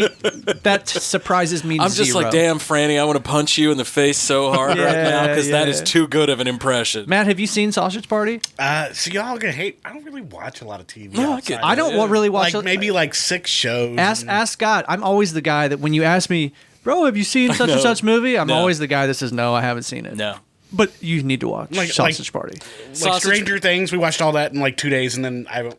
All right. Back to my normal. I can't watch any TV now either because I have twins. You know, like me and Jesse, we're in the middle of Stranger Things right now, but we only get to watch it like once a week. Like on Tuesday night, we send my kids over to my mom's house so we can watch one episode of Stranger Things. Because the fucking episodes on this recent season are long. Like each one of them's a movie. Wait till you get to the finale. I was saying, wait till you get to the last I do not have that kind of patience. I'm a YouTube guy. No, dude, that season 4 finale. Oh, you yeah, remember minisodes when minisodes were yeah. a thing? I loved minisodes. It's like So get it done minisodes in were a 2 product minutes. of ADHD. But we just tried that with that whatever platform that came along. Do you guys remember Vine or it was Periscope? It was some kind of platform because they had big name stars on it making these little mini episodes. Was it Tubi? Tubi TV. Was it that? I think it was Tubi. It was Tubi. There yeah. was something that came along, but it was just little tiny bits. Tubi was the one. No, And it you could didn't last. subscribe to it, but it sunk, right? it It's didn't out of last business at all. now. I think one of them was like I think one of the Hemsworth brothers was getting hunted by some dude. I think that is Tubi. I don't think because Tubi is still around.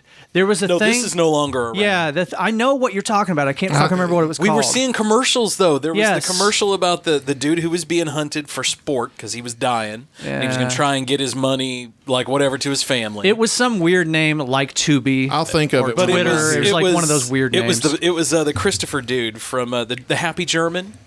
Wish I had my phone. Christopher Waltz. Yeah, Christopher Waltz. Yeah. You knew exactly what's a Happy German? He's so happy. Google that shit. Right. Google failed fucking. I remember both those streaming guys were in services. it. But that was supposed to be a big thing because I remember they pitched it. You could at least on the TV they pitched it like you could watch a whole mini episode on a train ride to work. I know what you're thinking of, and I know it, and it's going to be something weird, and I'm going to think of it as soon as we go off the air. But it's going to fuck with me until somebody. Yeah, it's messing with me now too. I won't be Quibi. Quibi. That's it. Quibi. That's it. Yep. Hang on. Yes, Quibi. Thank you. Jackass. Everybody's got a button except for Matt. I feel like that's my button. There you go, man. Which one? The jackass button? Yeah. That's I was playing with the buttons earlier. I and have that slant. I'm a jackass. It's okay, buddy. That's why we love you. All right, so we were talking about aliens. We were talking about angels. It's close to the end of the night. Is it angels? Is it aliens? Is it something else? Why can't it be both? You decide. Is it us from the future? See, I don't think What do you it's guys us think? from the future. Myself, personally. You know, I went to seminary. I went through all the theology classes. To me, I don't think it's us from But the that future. makes sense. It does make sense. It can make sense if you make it make sense. Well, here's why But it makes that's sense. any belief. Well, that's The all. reason Well, why it makes sense is because if you look at monkeys and you look at Neanderthal humans, what's the progress? We get less hairy, right? So it And more seems upright it and seems to smarter. make sense that future humans will have no hair, just like these little gray aliens do. Our eyes. brains will probably be bigger because we're going to continue to get smarter. Bigger brain, we're smaller gonna have body. bigger We're eyes not going to need big bodies. because we're going to evolve Okay, with so, screens. So this is something that the science It makes that's it makes perfect sense. So dude. this is something that the scientific community has always pushed Christianity away from, and they don't give any credence to it. Nowhere in the Bible does it say that evolution doesn't exist. Nowhere at all. Matter of fact, That's because evolution wasn't like even a theory when the Bible was written. But it was. But here's what the Bible is kind of hints at. The Bible hints at, and if you look at science, it's the same way. The dates from Neanderthal to now, by pure evolution, we shouldn't be as advanced as we are. Yeah, no, the brain like doubled in size in a period of like 100,000 years. Who says that we were created? Who did he ever say that we were? Yeah, but compared not to taken what? from something? Have you ever heard of the stoned ape theory? I have not heard of the stoned ape. The stoned ape theory is that I've heard of this. humans, through ingesting psychedelic mushrooms, because this is a scientific fact, even in small amounts, if you take psychedelic mushrooms, it increases your vision. Your vision becomes more acute. And so the theory is that these, Neanderthal humans back in the day would ingest mushrooms, and it would give them, an advantage. Let me finish. It would give them an advantage over, the people that weren't doing it.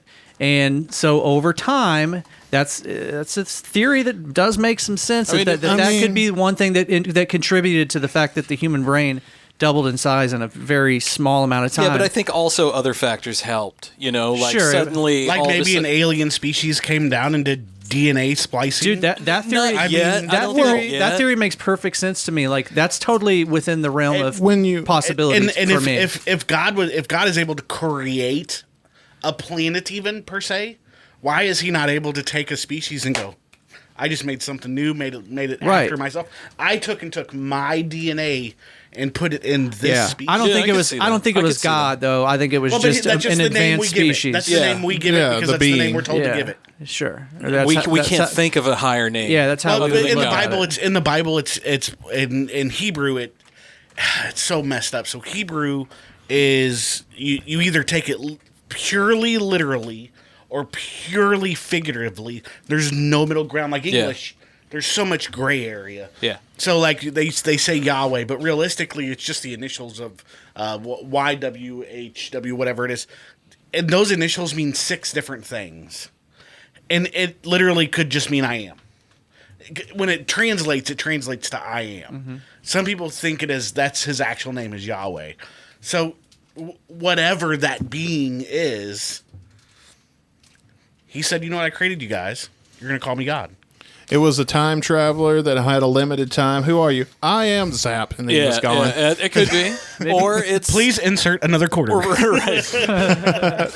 To continue living, please enter another 45 cents. Game over. All right, I'm going to tell you. I'm going to throw some knowledge on you. So what if it's just a programmer, like in the future, and all of this is a simulation? Which also makes perfect sense. Yeah. You can't... there's so all of these theories make sense to me. You don't die. You just years wake ago. up in the new, in the real. Thousands. I kind of almost... when I think about the idea, because of the fact that I have studied reincarnation...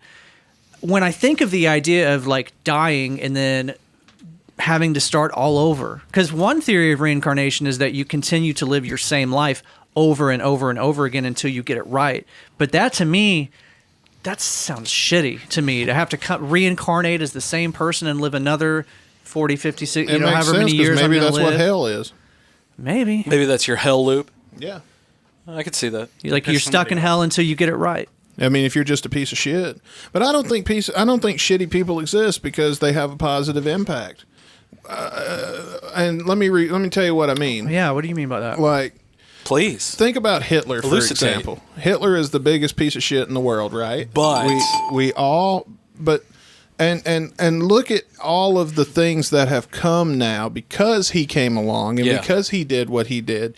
All of the good that came up, like nations that hated each other, fucking united, came together. Yeah, that's a good, fair point. And modern medicine wouldn't be in the state it is without, sadly, Nazi doctors and their their medical research on what they did to the Jews. But what I'm saying is even though what he did was horrifying and horrible and all of that other stuff, the aftermath that I'm sure he didn't expect or anybody else was that we put things in place to make sure... I'm getting my peas. Let me adjust here. No, you're good. We put things in place to make sure that shit never happens again. Yeah. And we never would have done that. Yeah, NATO.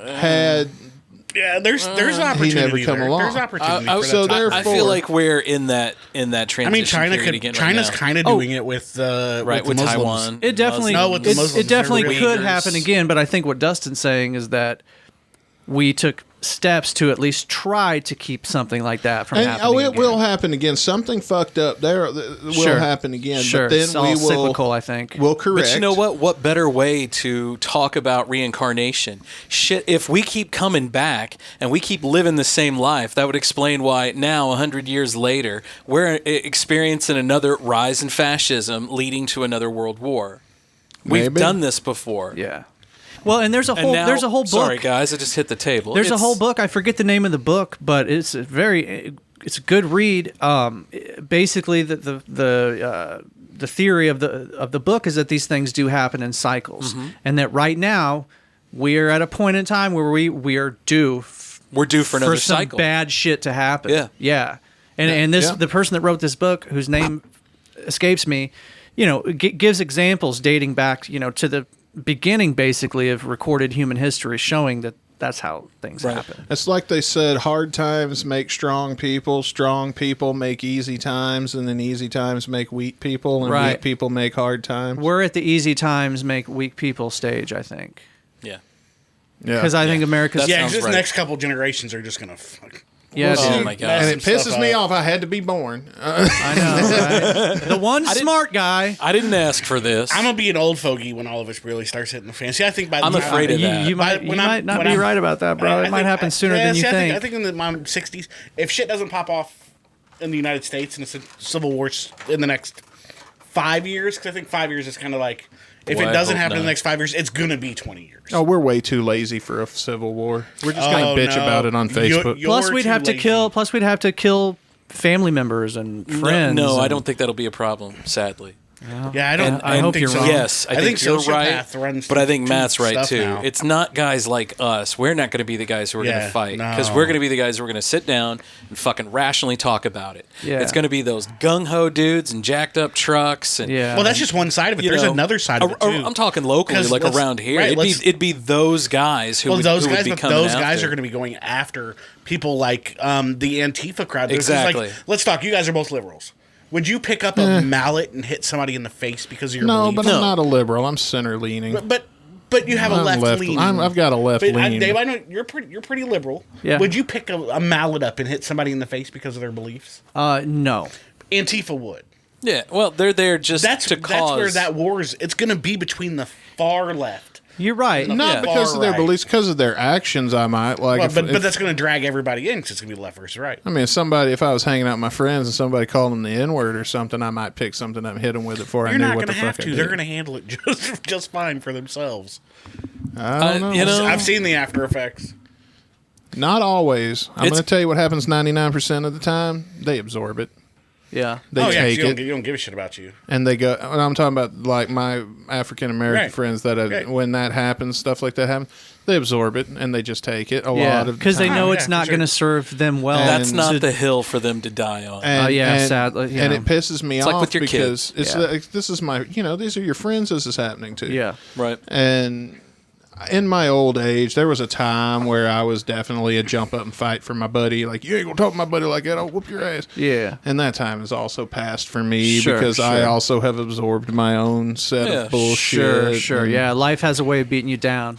And this guy... But you also realize, too, that it's not worth it. If we entertain this hick or whatever it is that's causing this racist asshole... then all it's going to do is fuck with our good time. So and ignite things. Yeah. Right, but you're level-headed. Yeah. Not everybody out there is level-headed. Right. Oh, that's true. That's true. And the other thing that I actually do kind of blame... I don't blame video games themselves. I blame video games in the fact that... I'm just going to use... what's the popular GTA war game? Call of Duty? No, not Call of Duty, where they fight each other. Fortnite. Fortnite. And they're cartoon characters, and they do dances after they kill people. Yeah. You're desensitizing your brain to that. So what that's leading to is somebody looking at a gun very different now than they did in the 1970s. When I looked at a gun in the 1980s, like that was to be respected. That was something. Well, that's because you actually saw the gun. You went out and you shot the gun with your dad or whatever. No, I don't know. But I saw it in the store. But what I'm saying is, like in the 80s, you saw them in the store. You don't even see them in the store hardly anymore. If you go to the right stores, you do. We were trained that way. But, to respect them. Right, but now... But it was a physical presence then. Now what you're talking is all online. Well, but online, but the thought of killing somebody... Right, is easier. Is now it's not even all a big online. deal. Nobody gives a crap if right. You're just going to respawn. See, that's what worries me, especially with my kid upstairs, because he's all into this. Like, I constantly am reminding him, like, dude, you know that's all fake, right? Yeah. See, we don't actually allow any of our kids to play any war stuff. You die, you get one life, you know? Yeah. Like, I worry that he doesn't have that connection. Right. I don't want that. I worry about that too, man, with my kids. That's really important. My problem with video games is not necessarily that, but I've seen the effect. I do believe they are addictive and that dopamine hit. Sure. They're designed to be addictive. Yeah, it's a game. Just like Facebook and Instagram is designed to be addictive. But you know what? Back in ancient Rome, so was rolling dice. They used to play dice all the time. They would play a game with stones, you know. Sure. I mean, all of that shit was addictive back in the day, too. But you didn't sit at home and live in your grandma's basement and just play dice all day, either in ancient Rome. Right. I mean, there might have. enabled... You might have been in your neighbor's villa doing I tend to agree, though, Dustin. I think it's Right. much more pronounced these days. It's easier now. It makes people... I've seen it take people who were insanely intelligent. Like, I've got friends that are insanely intelligent, way smarter than me, and they just don't do anything. Yep. Like, all they do, because they get all their dopamine hits from this fucking game. All of their monkey brain shit is being rewarded virtually. And, isn't that's like a big thing in Asia? Right? Like, people will get so into the gaming culture and they just forget to bathe. I just read a story here a while back about a couple who had a newborn baby and they were playing some online game and this baby died. Yes. Like, they busted the door down in. This kid cried for probably a whole fucking month. They were playing Warcraft. And they were playing some kind of game. Did you guys ignored everything the baby did. They probably had headphones on. Didn't even hear him. Did you guys know that TikTok in China is very different than TikTok in America? It's because China owns TikTok. Yeah. And so, like, in China, after a certain time of day, I want to say like 8 p.m., if you are under like 21 or 18, you can't get on TikTok after that time. And here's the other thing is they've fixed the algorithm so that if you're in China, you're going to be getting videos that are going to teach you some shit. Yeah, like Chinese propaganda. Whereas in America... They're dumbing us down. Giving they got all these fucking stupid TikTok challenges where people are like releasing non-native species into the environment and fucking up the ecosystem. Like, that shit, don't believe for a second that like they are not purposefully targeting Americans and dumbing us down, and it fucking works like a charm. Well, and they're in it for the long haul too. Yes, they are. They're not doing this just to do it. They're doing it to program this generation. The only way to destroy America is from the inside. And that's, Well, that and oh God, we got to have another podcast for this one. Because I actually believe that the Chinese are going to eventually try to do a forced takeover. Oh, absolutely. Because of debt. Absolutely. And you know what the debt is, right? We are the debt. we are the collateral. We are the collateral. It's a ridiculous amount it's now. It's no longer a gold bar. It's a human body. Yeah. Yes, we are the collateral. Each person's was like $68,000. That's what we're worth. Damn, is that it? It's up. It used to be in the 40s. Fuck, man, on the black market, you're worth a hell of a lot more. Right. I know, right? But anyways, that's another podcast. But I mean, I get $68,000 just for my penis, you know? Like, is that it? I'm sorry. I didn't know you were that little. I really only need one testicle, right? You don't need both testicles, right? I'm only worth 200. They might get $50 for me. They pay me $5. No, you're worth more than 20 that, bucks man. is $20, right? I am not gay. $20. But $20 is $20. What was that from? Where did I hear that? I don't know. And then, so to wrap this up, Revelations. Yeah. So the end of time. That's it. That is how things wrap up. So Revelation is the end of time. If you think about the hallucinations, how could it not be like a form of ESP, somebody being shown the future? I think Revelations is totally an acid trip. Somebody got some bad I've got a whole theory about Revelation. Burning bush, bro. Yeah. Here's what I think, and this is simple. I can get my whole theory out, okay? Let's say there was some prophets that wrote this, and they really could see into the future. How we know they're not just watching fucking Terminator or something and drive-in theater, and we don't, and they just. What's what I'm saying? It's images given to them. That's ESP. Somebody else was showing them those images. We don't even know the validity, how accurate they're going to be. Was it something to just scare the living shit out of somebody? Yeah. Or was it actually the future? I'm going to take it back to fucking alien abductions because everybody that has that experience, they all are shown visions of the future, and most of the time they're pretty fucking catastrophic. They're dark, right? And we don't know why that is. And there's theories of maybe it is really what happens in the future. Maybe it's them just trying to show us like, hey, this is the trajectory you're headed on if you don't change your course. Yeah. We don't know, but that's like a super common thing for people that have these experiences. They could have been watching Godzilla versus Mothra when the three-headed creature walks out of the sea. Right. Yeah, I don't know. I wonder shit like that because if you think about it, all of our radio waves and antennas, all getting broadcast. All that shit goes out to us, but then it leaves the ionosphere and it goes out into space. I mean, they could be watching old Lost in Space reruns thinking, wow, these guys are super fucking advanced. Could be. Who knows? And they get here and go, oh my God. Right, they get here and they're like, what the fuck? Where are the robots? Right. You know? My Arglaw, there is this podcast thing. It's called Old 77 in this planet Earth. Apparently, these two men run the universe. Yes, that's it right there. That's true. Yes, that's. Oh, no, I'm muted, I think. There it goes. There we go. Yes, that is true. That is true. Boys, you going to stick around for some after hours? I can do some after hours. Right on, man. Dustin, you want to stick around for I'll be here. a bit longer? Okay. Oh, when we get in the after hours, I want to talk to you. I've got a question for you that I think is on everybody's mind when it comes Let's to leave 'em ghosts hanging. and Let's leave 'em mediums. hanging. I've never had a hand job by a ghost. Okay? So if you want to know, because I really want to know, Scott, I really want to so know disappointed. what Dustin's question is for Matt, but unfortunately, we don't have time in the regular portion of the show. You going to hit us a bet there? For you guys to find out. So if you want to find out what Dustin's question is for Matt, what do they have to do, Scott? What Dave's trying to say is this show, sadly, we're at the end. But you can keep the party going on patreon.com for just a mere cup of coffee. $5 a month even. Yep. You too can get early access to episodes. That's right. You can also get select specialized content just for you in the Clubhouse. Clubhouse members get after hours content. That's right. We're going to have an after hours segment here in just a moment. The last after hours, I do want to say 5 stars. Yeah? Thank you. Oh, we had a lot of fun listening to it. Good. I don't even remember it. Yeah, so I know it was remember great. sitting down like, Yeah, I know we went buck wild with biscuit strength last time I was. We had a good time, man. So it's worth its weight in gold. I've had some buck wild ones with biscuit. Let's just say. Absolutely, man. Yeah, I'm just saying. Oh, that guy. Hey, everybody. Thanks for listening. We appreciate you. Matt, Dustin, thank you, boys, for coming on and hanging out with us tonight. JeffCitiesMostHaunted.com. I was going to say, please plug your Yeah. stuff, guys. Yeah. Go ahead, Matt. JeffCitiesMostHaunted.com. Get your tickets. We're doing the tours.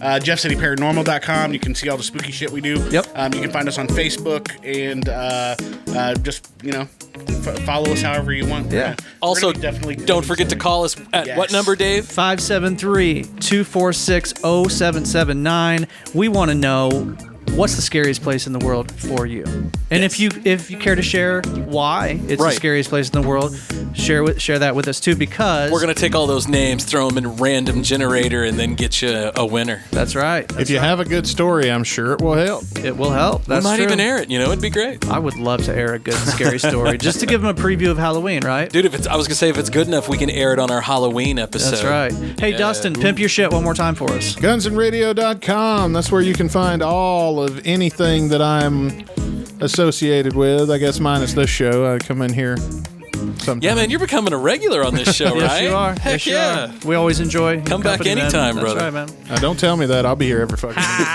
That's what this fucking guy He's said here right on here. Friday night. There's no podcast. It's like whatever. I am here for podcast. We doing this or what? All right, boys. We'll see you after this for After Hours. After Hours coming up next. Otherwise, see you guys later. Bye.